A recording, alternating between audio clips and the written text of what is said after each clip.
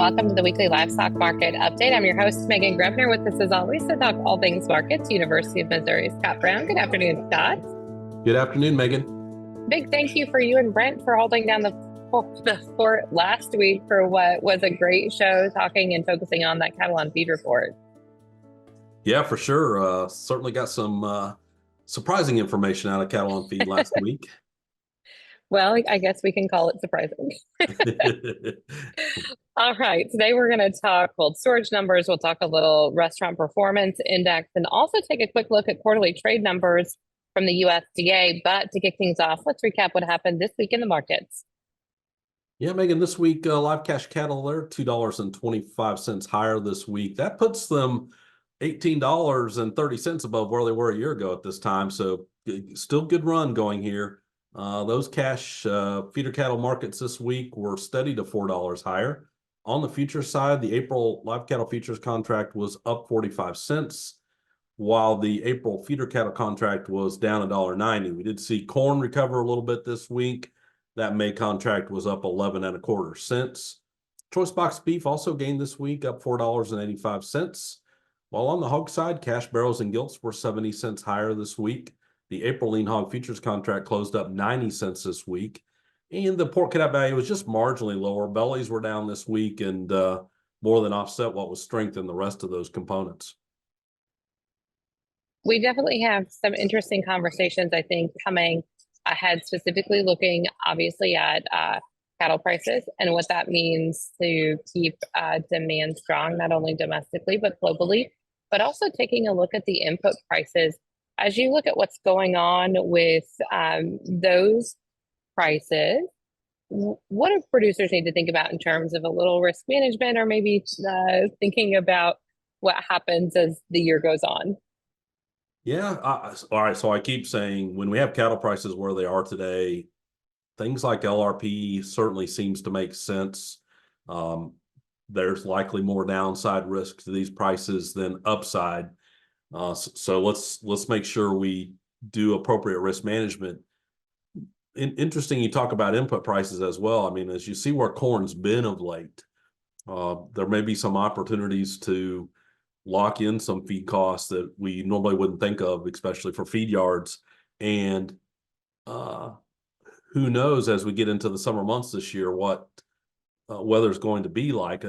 I say all the time, corn prices are going to depend so heavily on what we end up with in terms of yields.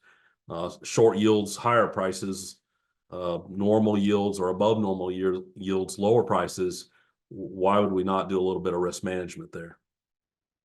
And then you take into consideration maybe what happens with Brazil's crop or what happens in South America.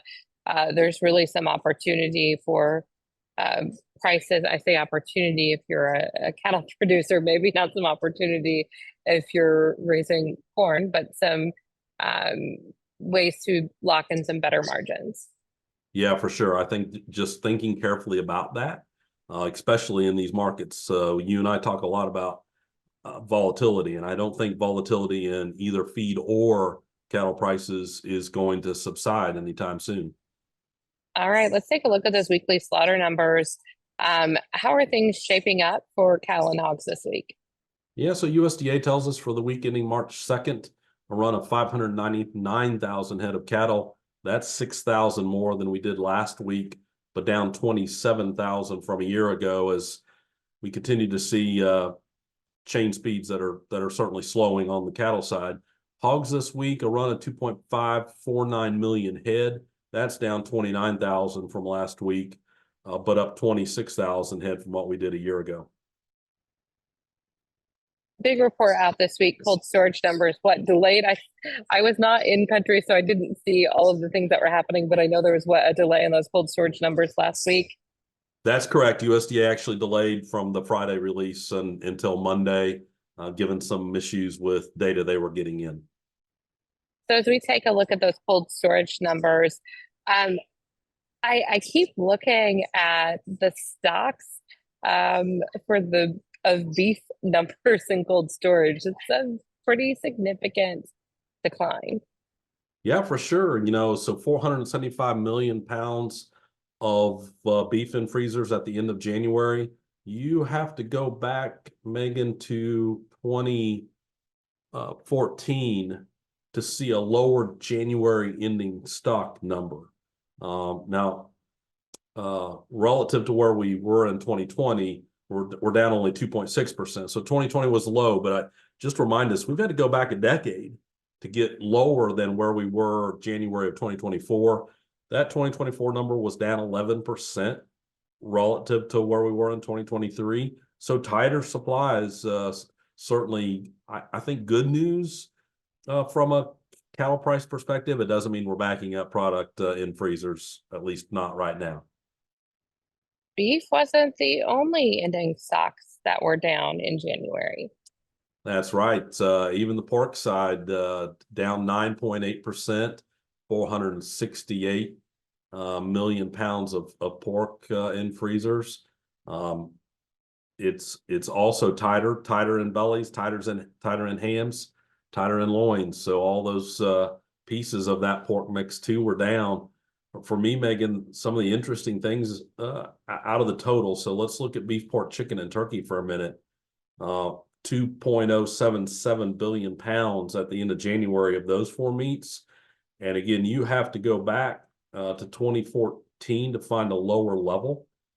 So we're in really good shape from a cold storage perspective. I think that's good news. We talk about when we talk about the cutouts or those different segments. Obviously, loin is one that has not been as popular and has seen its struggles, but it's good news to see that that's also down compared to a year ago. Not going to be real excited to buy some bacon in the store, but I will take it if it means higher prices for pork producers. Yeah, that's for sure. And I think this reminds me to also say, so cold storage inventory is an important piece of the puzzle, but we certainly talk about monthly production being much, much larger than what we have in freezers at any point in time. It's the combination of the two that I think really helps set the stage for whether we're tight or surplus in terms of these products. Let's take a look at Restaurant Performance Index. As you take a look at those numbers, not the best news for this month. Yeah, that's right. So, one point, never a trend. We have January 24 numbers to look at. I start by same store sales came in at 95.5, and customer traffic came in at 94. So remember, this is the index where 100 means expansion and below 100 means contraction.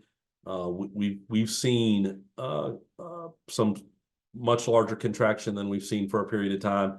Customer traffic down for 4 consecutive months. I think just reminds us that perhaps pocketbooks are getting a little more stretched at this point, and a little less restaurant activity as a result. It made the overall index decline to 98.7, down 1.1%. And so all of that's really driven by that current situation that's lower. Expectations came in at 100.8, which just says, some modest expansion expected over the next 6 months. When we talk about the customer traffic, is there, and knowing, and Scott, I think about this in terms of, we know beef prices are going to go up most likely, right? Because we're in tighter supplies.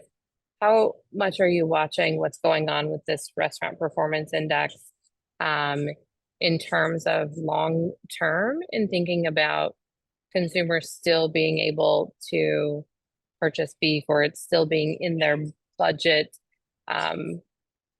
in a wide swath, right?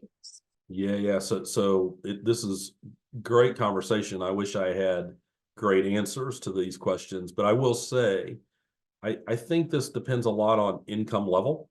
Low income consumers are probably the ones that are going to be more apt to be making switches, or at least buy downs, whether that's a switch to cheaper pork, cheaper chicken, or buying less expensive beef products. I'm not sure. I think high income consumers, this is where I say beef industry needs to stay focused on what's that really high quality experience. And you always want consumers to answer when they want to have a really good meal they go eat steak because they likely don't look very carefully at the price of that. They want the experience. And those are the things that I think we have to continue to watch. Quarterly trade report out from USDA, and I will tell you, I've been at Commodity Classic this week in Houston, Texas, and this trade conversation is one that I have heard over and over and over again. As you look at what USDA did with their their fiscal year 2024 ag trade value, what are you seeing, and what kind of indication does that have long term for the industry? Yeah, so they did raise from their November projection the value of exports by $1 billion.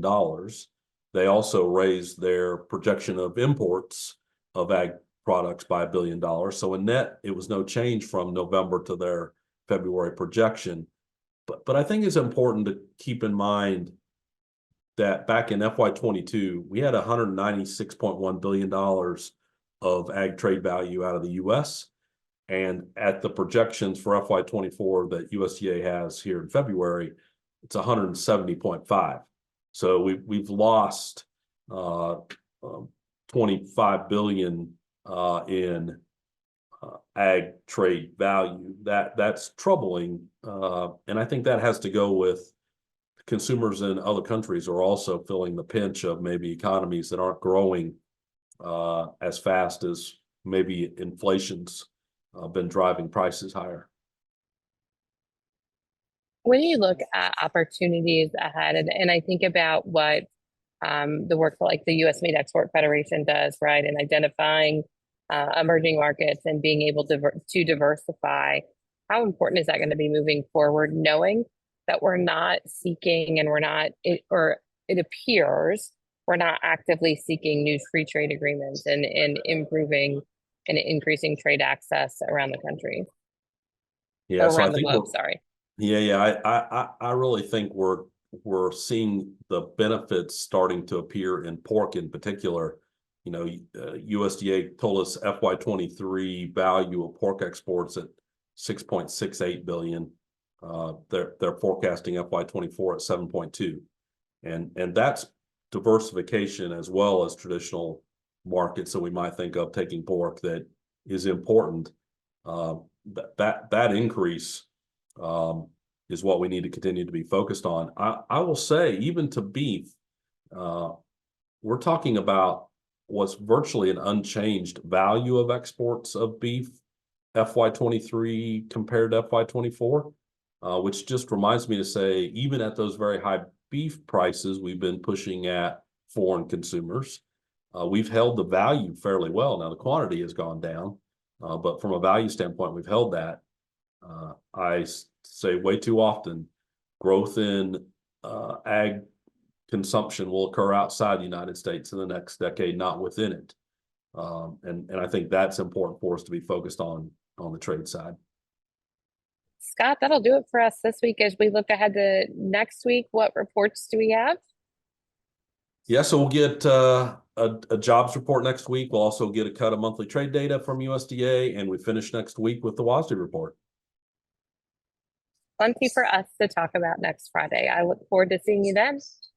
Enjoy Commodity Classic. One last day left.